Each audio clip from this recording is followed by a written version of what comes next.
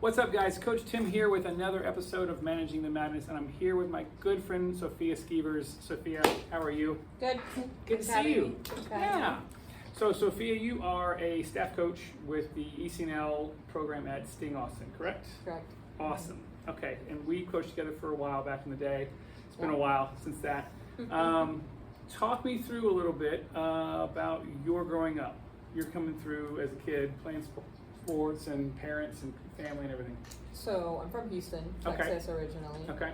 And, you know, I had a little bit of a different upbringing in terms of like soccer becoming my, main sport, and how I got into being a club, soccer player and being in that scene. So I actually started in my little church league. My dad was my coach. Okay. Yeah, and it was co-ed. I was playing with boys and girls, and didn't really get into any sort of organized club soccer until I was probably 12 or 13 years old. So I started a little bit later from an organized standpoint. And I think, my parents didn't play soccer growing up, so just didn't understand the landscape at that time. And, club soccer looked a little bit different, but I had a friend at school that just introduced me to her club team, and then I went and played and didn't even realize there were all girls teams, and got on with her, and, and then, moved out of that church league setting and then to more organized club soccer. So that's how I started from a youth standpoint, just a local club around my house, and then obviously I went to high school, played high school soccer, and continued on with club soccer, and then,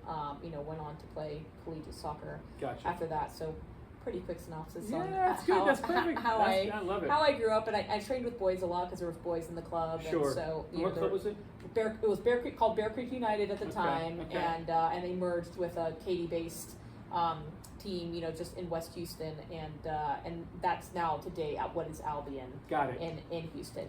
So just that area, and I, just Bear Creek United was a small girls and boys club, and just played on my girls team there through senior year of high school, and trained with boys and played with boys when I could. And that's how I developed as a youth player. And you're not an only child.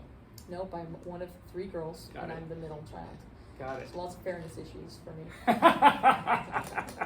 That's funny. Lots of fairness issues. Yeah, for sure. And so I know Catherine. Yeah. All right. She's youngest, right? She's younger. Yeah, she's 7 years younger. And she played youth, organized youth soccer for Challenge Soccer Club in Houston. And then played collegiate soccer as well. And then my older sister was not in soccer, any sort of organized youth space, but she did play high school soccer with me. She's only 13 months older than me, but we were actually in the same grade, growing up. And that happened very early on.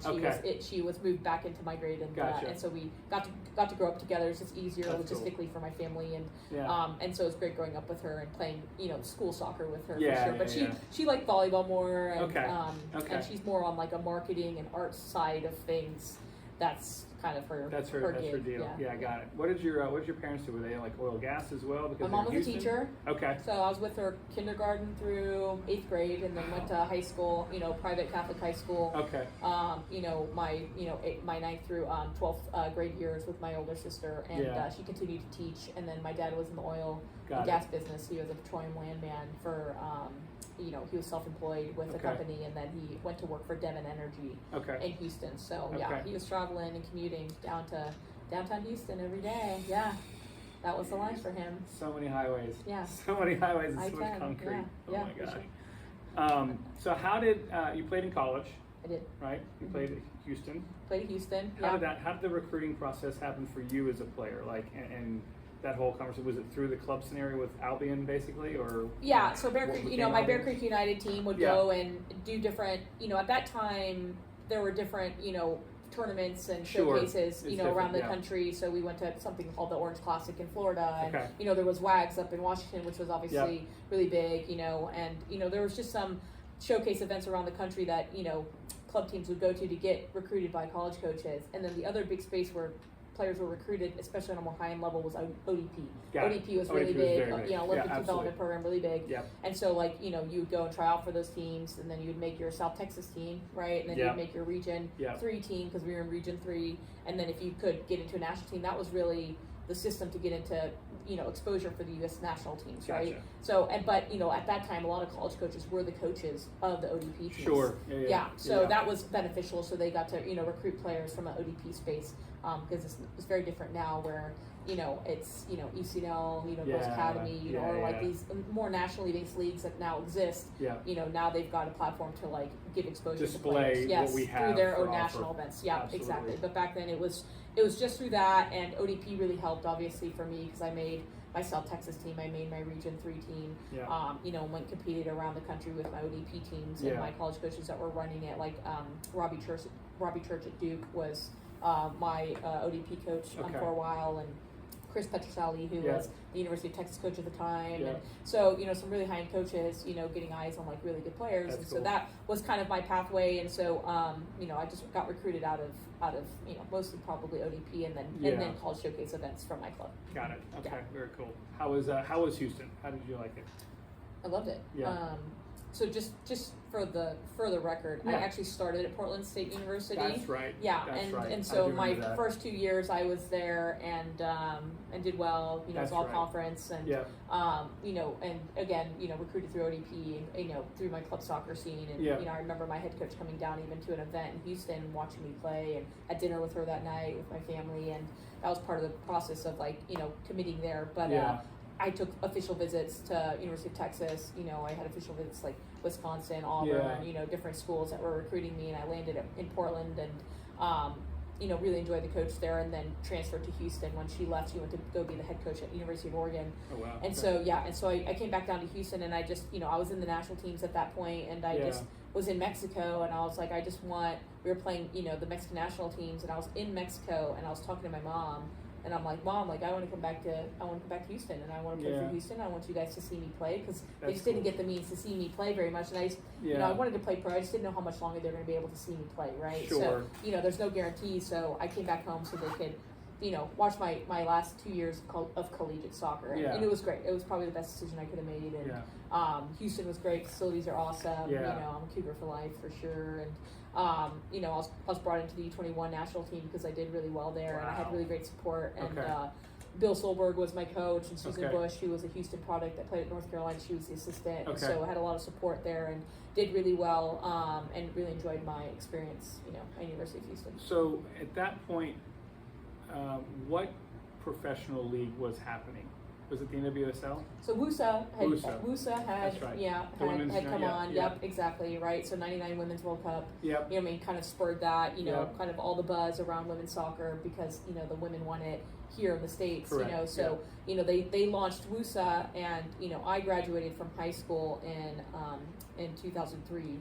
And so once I got out of high school and went to play collegiate soccer, those next couple of years, WUSA during that time that I was in college folded went away. So anyone that came out of college had to go to Europe if you wanted to continue to play pro. Iceland, legitimately, play pro, and that's where I went to play in Iceland for 2 years and play for a Champions League club there, which was awesome. That's wild. Great experience. And then the professional league came back to the States in the form of Women's Professional Soccer, WPS. That's right. And then, they had combines, no different than like you would have a combine at the NFL or anything like that. And players were drafted and chosen from combines, or they had kind of like an initial WPS draft for, collegiate players that were coming out. Well, I had already been playing in Iceland. I was post-collegiate, obviously, so those players went into combines. I went into a combine at Chula Vista in Southern California, and they have a national training center there. They host a lot of national team camps there, and so that's where the combine I was invited into, and then was picked up by the Boston Breakers and Tony DiCicco, who was the coach of that 99 Women's World Cup team, and I played for him, in Boston. Really great. Did you play with Casey Moore? Was that right? Do you remember? Casey Moore was, She trained with us when I was working at Cats for a couple of years. Oh, yeah. And she was with us for, I don't know what that was, maybe a year or so. It's been a long time. But she was a great girl. I remember that. And we talked a lot about that team. So that's great. She played at University of Texas. You know, she was a California-based player and played at Texas, and then, played with her in Boston. So how long did you play in Boston?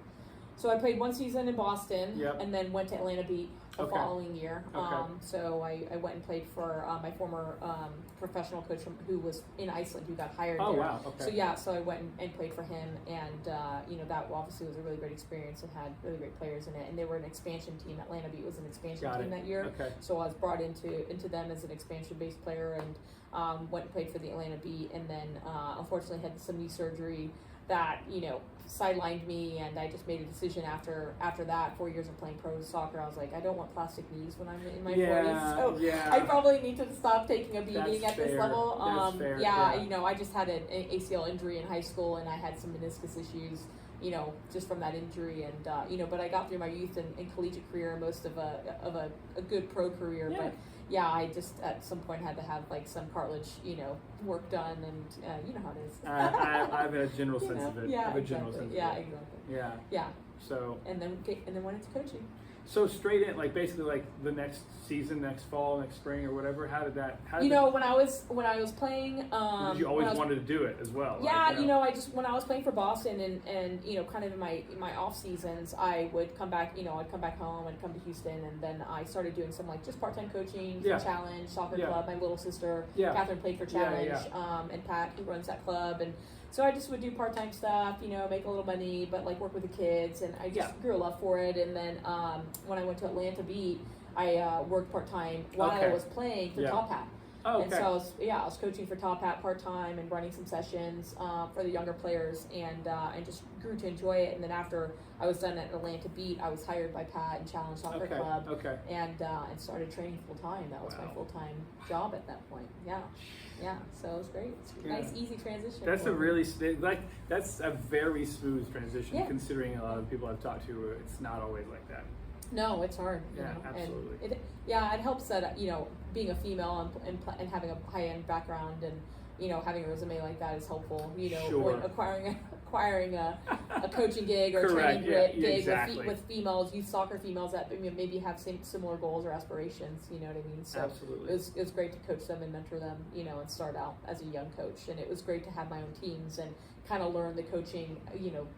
My coaching career, get off the ground, but learn the art of coaching, with my own teams. You know what I mean? So absolutely. a lot of high-end youth females that come out of the pro or college game will go into college coaching and be assistant coaches. But I really valued going into the youth space because I got to train and learn, and through trial and error, and coaching education, and implementing things with a team of mine that I can manage, and coach them, and then do game day coaching on the weekends as well. It's probably the greatest way I learned to be a good coach. Awesome. Yeah, that's really awesome. How long were you with Challenge? I was part-time with them for 2 years, and then full-time with them for another 2 seasons before I came and moved to Austin to Lone Star. So I came to Lone Star in 2012. I remember. And was and was coaching with a Challenge the previous 2 years after I was done playing professionally. Okay, got it. Okay. Give me a general sense of your kind of, I don't know, like I'm going to say coaching philosophy or coaching thought process. Like what's like you have a team, it's your first couple weeks or so, first weeks. What are the things that are your really desperate important for you to get through to them, like from a global perspective, right? The first couple of weeks with the team? Sure, like whether it's physical or let's say not physical, mentally, what are your thought processes on, like, I can tell you what I feel about this space and training people, from a 30-second elevator speech. What would be yours? Right? Yeah, I think there's 2 parts to it, right? There's the team aspect, and then there's the individual aspect. You know what I mean? So it's fair. Like, totally what level is a team? What level are they competing in? What are the goals for the team? What would be deemed success, for that team on an on-field standpoint, you know what I mean? And, within that, like, finding success with individuals, that's how the team is going to have success. So I have to quickly learn individuals. I have to understand what their goals are, what are they doing away from soccer, what I mean? Conversations with parents is really important for me, to learn the family's background and kind of where they're coming from, what their day-to-day looks like, you know what I mean? What the goals of their child is, how that child learns, you know what I mean? That player, what motivates them, you know what I mean? Those are things in the first couple of weeks. I'm trying to learn personalities, and I'm trying to ask questions, to players, and I'm just observing and trying to watch, techniques for the kids, what kind of foundation they already have from a technical standpoint, what kind of foundation do they have from a psychological standpoint, a mentality standpoint, and then I can, things and I think it's really important when you're working for me, working with youth players is like developing a relationship and rapport with them. Yeah. Because then I can ask more of them and be able to coach them the way I want to coach them and help them develop as individuals. But they have to trust me first, and they have to, they have to like me in a sense as well. You know what I mean? But they also need to understand I care about them, and what I'm trying to achieve with them is to help them grow individually as a player. And I can't do that until I develop a relationship and rapport with and it's true. them and the parents, for sure. Very true. And especially with the younger ones, it's all got to go through the parents first, obviously. Yeah, for sure. What are you asking of them? Like, what would you say, like, if you had to sit down in those moments, like, what are you typically asking for them to focus on for those first couple weeks or that first month or so, like, outside of soccer, potentially, like, emotionally, physically, or emotionally, mentally kind of vibes of, like, sort of what you're thinking about is what I want you to, feel or think, or that kind of vibe? Yeah, I think, I've coached players that are, middle school aged players, you know what I mean? And I coach players that are in high school, you know what I mean? So I think my objectives with individual, players is different in a preseason setting, you know what I mean? Or having that first couple of weeks with them. So, there's a larger physical importance for the older ones, and developing, some sort of fitness base for them, because injury prevention is really important, and the load on their bodies when they're younger, it's, a little bit different. Still have to manage the load on their bodies, obviously, and, injury prevention is still very important, but for those younger ones, like, making sure that they're, one, just working hard, enjoying the game, having fun, and their technique, their technical base is more of a focus and priority for them than it is for the older ones, where I'm trying to quickly, get them in some functional training where they're in groups already and working on different aspects of the game based on positions and understanding tactics and positions, and then making sure their fitness base is good. So I have, all of them that are healthy and have a good tactical base and understanding before we step into, like, meaningful games. Sure. You know what I mean? Those are probably the biggest priorities for me from the older standpoint. For the younger ones, it's like, enjoying their time on the field, technical base really important, start to introduce some more tactical stuff, but it's a lot much more individual based for those younger ones, you know what I mean? And then trying to, like, start to do more team based, concepts and functional training with groups, right? Like your defending group, your midfield group, your attacking group. That's a little bit more of the focus for the younger ones early in preseason in the first couple of weeks. Yeah, that makes sense. Okay. What would you say is your typical day? Talk me through a typical day scenario. Like, obviously practices are in the evenings, right? Because we're in school for the kids, but, like, talk me through, because this is where when I worked part-time for Lone Star originally, and then I got the offer to go full-time, I didn't understand until I sat down those first couple of weeks and got a sense of, like, okay, so we've got meetings at these times, this is when I need to be in the office, or vice versa. So it was a new kind of scenario for me. So talk me through, like, your day-to-day, like a daily scenario. Oh, yeah. Well, I just, I'll get up, I'll take care of my dogs in the morning. That's my priority. Absolutely. No, I've got one. Yeah, absolutely. I think a lot of administrative work happens during the day for me. You know what I mean? Email, phone calls. Emails, phone calls, yep. Just some programming, scheduling things that whether it's, on the horizon or in the future that I need to be, have on my radar and start planning for. Yeah. A lot of it's relationship building with, directors and clubs in our conference and in the nation, really important for me. College coach relationships, speaking consistently, because I'm a big part of the college process for the kids, especially the high school age kids that are in those recruitable age groups.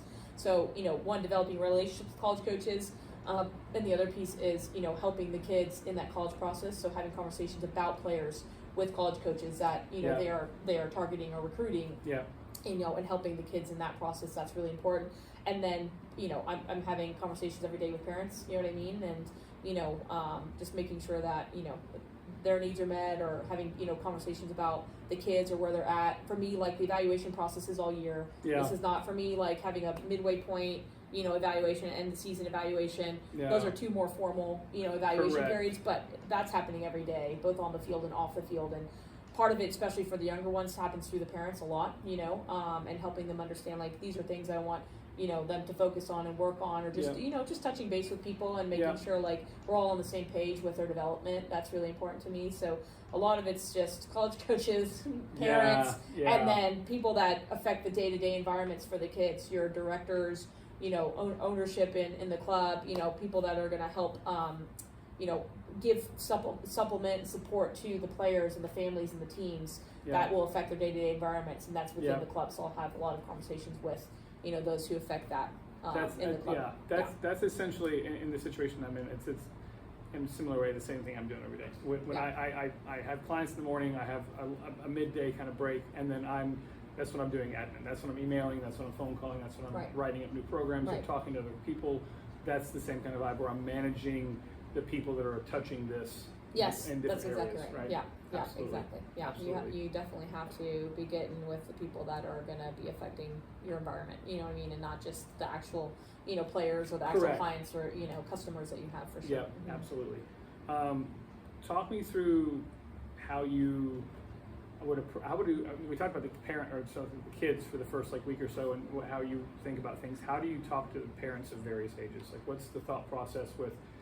I can remember sitting down for the first meeting at Lone Star Junior Academy and basically telling parents that I was the most objective party in the space, because while they wanted everyone to do well, obviously they have a child there, and that child is the most important thing to them out of everyone else there, and none of those kids were my kid, so therefore I was the most objective party in the room, and it just was one of those things that I got really proud of my young self for coming up with this concept, right? It's like, hey, you know what? I want to let you know I'm literally the most objective party here. Right. Like, I don't love any one of them more than anybody else. Right. You love her more than you love everybody else. Right. So therefore, you are no longer the objective party. Right. So if we're going to talk about that, we're going to refer back to me. But then outside of that, I was open to information and conversations and so on and so forth. So what would be your kind of approach with how do you deal with parents generally, and then obviously things change when situations are. I would say generally overview with parents, no matter the age, is have patience. You know what I mean? Yeah. And trust the process. You know what I mean? Yeah. And I think being available and open to parents to have conversations and them understanding that I'm approachable and you can come to me and ask any question you want. Yeah. Nothing's taboo. You know what I mean? And when it comes to your child, I will answer anything you need. You know what I mean? So I think that's one big piece I want parents for, in my teams and my groups or any parents I'm overseeing, teams I'm overseeing, to understand is you can come to me and ask any questions or get any clarity or any concerns. We'll be met with a conversation. Yeah. You know what I mean? So that's really important to me. As a coach, you've done it, right? It's balancing the team and it's balancing the individual. You know what I mean? Yeah. And so everyone's helping parents understand that everyone's pathway is different, right? Yep. And to look at other people's paths or other people's journeys and compare yourself to them. You know what I mean? Absolutely. And I'm here to help your child achieve whatever they're trying to achieve, whether that's individually just to get better, or I want to go play college soccer, I want to be in the national team, whatever those goals are, I'm going to try and help you achieve that. Yep. You might see players or other people achieve that quicker than you know what I mean? Or have different pathways, than you do, you know what I mean? That's okay. I'm going to help you to find that, but just understand that every individual is going to be a little bit different in that process, and you're going to have some players in different levels than other players, and mentally in different spaces as well, mentally.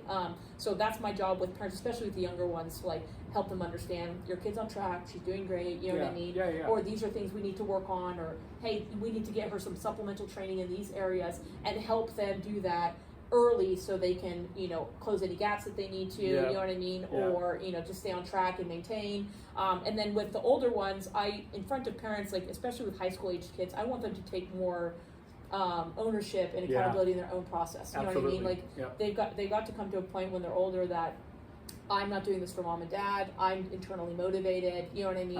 I'm driving this process, right? Yeah. Exactly. And so, I want that for the older ones. So I encourage parents to get them to communicate with me directly, and I tell them outright, I'm I will always speak with you if you need a conversation with me. You're mom and dad. You're important. You know what I mean? But I want to be having these conversations more so with your daughters, especially the level of player that I've been coaching and directing are mostly going to go play college soccer. Correct. So mom and dad aren't going to be there in that college setting. So how are we empowering them to take over their process, you know what I mean, and be the ones to drive conversations with the people that are influential and make an impact in their lives, which are their coaches, you know what I mean? So they have got to do that in college. So I think good practice is important in the youth space. Yeah, that's the second that the kids are driving themselves here to me. Yeah. I have their phone number, they have my phone number, we're communicating, text or phone call if we need to. I will always be open to the parents, but it's going to be one of those things where I'm asking you to communicate with me. You're now responsible to tell me when you're coming, when you're not coming, what's going on. If you need this, you need that, that's fine. Right? Yeah, for sure. Absolutely. For sure. It's got to be the case. Yeah. The funny story I have, based off of what you're saying with the comparing stuff to others, is when I was coaching, I remember there was a night where it was a tryout night. and I was listening to another coach talk to a parent about where their kid was going to go for the team, right? So they made this team for next year, right? And that parent was asking about another child. Call her Ashley, right? And the coach would just basically turn around and go, no, we're talking about your daughter. We're not talking about her. We're talking about your daughter. So you're not her dad. Like, we're not talking about that. It was just one of these moments where it just became very clear, like, how he was going to talk to that parent. Right. And I was like, I actually like that directness. It wasn't dodging bullets. It wasn't trying to, like, mitigate the circumstances. He just was like, no, we're talking about your daughter. Your daughter's going to play there. That daughter, we're not even talking about that. Yeah. Right. And I think it's important for the parents to understand as well, like, you support everyone, you know what I mean? And everyone's going to receive the same level of attention. Yeah. And no matter where your child is in the team or what their role is, like, they're just as important as the next one. Correct. But they just need to understand that some players' programming might be a little bit different and might look a little bit different because that's what's in the best interest of that individual at that time. You know what I mean? And so it's not about, some getting more than others or what are they, why are they there and why am I here? Why is she getting this and why am I getting that? I think it's all appropriate based on the player and the individual. Correct. You know what I mean? And so, as long as parents trust that and understand that, I think it's, for the most part, it's been good. It's been a smooth process. Exactly. Managing. So I'm trying to think where I want to go with this now because this has been really good. So let's talk a little bit more about Sting and kind of like what you see, kind of what you'd like to do there, what you see from that standpoint. Like as far as a coaching scenario, like do you want to basically stay coaching? Do you want to move on? Like you've been doing this for a while, right? So it's like one of those things where, what do you want to do with your career as we go through? Yeah, I think for me, and I think anybody in any career is like, what are my goals and what are my passions? You know what I mean? And mine is always to like help kids, in the game of soccer. One, get back to the game, but get back to the kids and help them achieve what they want to achieve. That's my job. You know what I mean? And that's what I'm getting paid to do, and that's my role. And I think I just want to continue doing that at Sting. You know what I mean? And I just want to make sure with the philosophy that Sting has and developing players and developing good people and making sure under within the core values, like achieving, that's my goal ultimately. That's probably just a pretty generic overview goal that I have. But for me, like influencing kids' day-to-day environments, you know what I mean? It's like what I love to do. And I enjoy in any environment that I'm in or any program that I'm overseeing or teams that I have, I want their experience to be good. And that there's lots of different things that make their experience good. And especially at the level that I'm coaching with the level of players that I have, depending on the goals that they have, like making sure that, for example, last night we had a college night. We had 20 college coaches out watching and viewing our players and evaluating them in our own space doing internal games. You know what I mean? So that's really important. That's one step of a process for those kids. So how am I developing programming? How am I developing exposure for the kids? And then how are they developing day to day in their environments while enjoying their coaching staff, each other as teammates, and finding success? You know what I mean? So like that's at Sting, that's all I want to do. And I want to help grow the club. You know what I mean? I want to help the club be able to have impact and influence on more players. You know what I mean? In the city of Austin and surrounding areas, obviously. So I want to make sure that we're in a space where we can do that. And do it on a larger scale, obviously. And that's my job. Just to try and help grow the club and try and help the players here have the best experience that they can. You know what I mean? While playing soccer. I mean, awesome. That's my job. Yeah. Super simple. Objective for me. Talk me through. Give me a positive story, if you can think of one, about your time with a player. Maybe it's one that's like someone you worked with for a little while, maybe a year or two, where you kind of like saw them progress and develop and actually get what they wanted, or something like that. Or maybe give me a story that's not so great.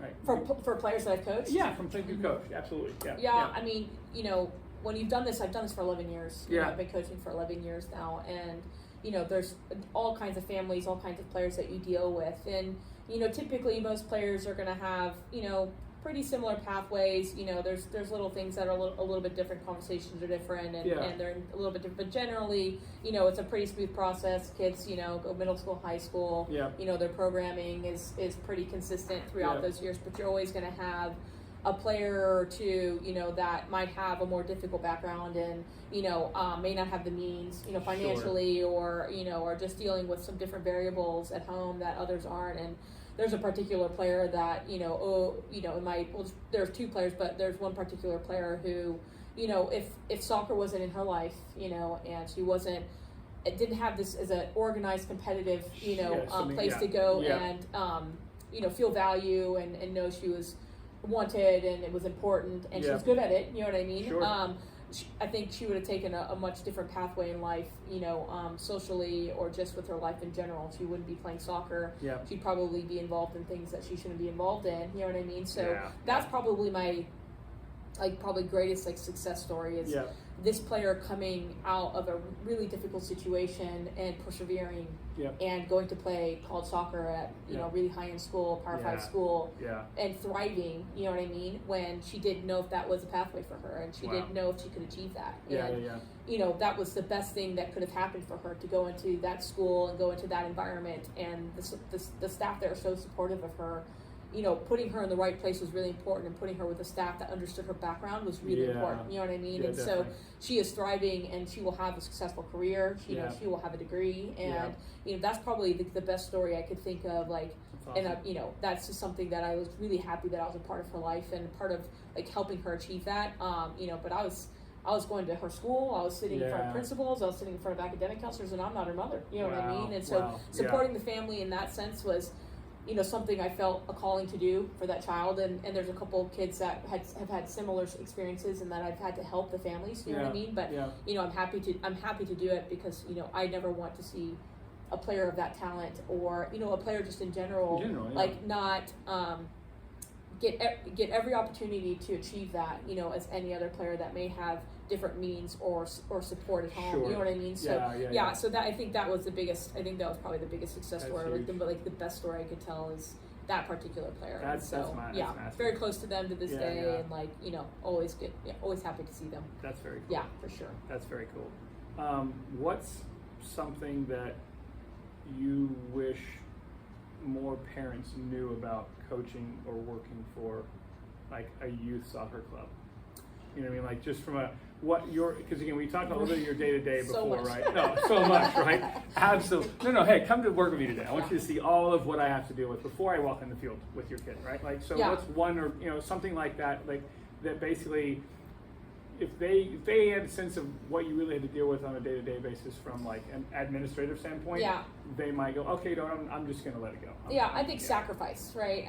I think us as coaches and directors or people running, any youth sport really there's some level of sacrifice to ensure that, the environment that your child comes into is great, you know what I mean? And that, you could trust us with your kid and, they're going to have a great experience and they're going to achieve what they want to achieve, you know what I mean? But there comes with great sacrifice, time away from family, you know what I mean? Time away from friends, obviously holidays, you know what I mean?